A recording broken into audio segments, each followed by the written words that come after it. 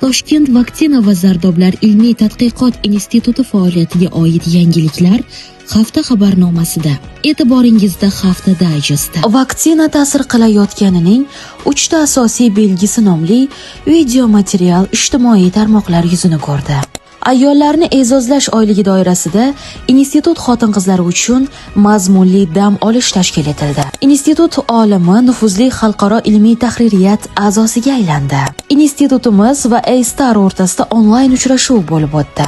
Telefoningizda xavfli bakteriyalar bo'lishi mumkin mavzusida qisqa faktlar sahifasi orqali video material taqdim etildi. Singapurdagi Nanyang texnika universiteti o'rtasida qo'shma hamkorlik tashabbuslari muhokama qilindi.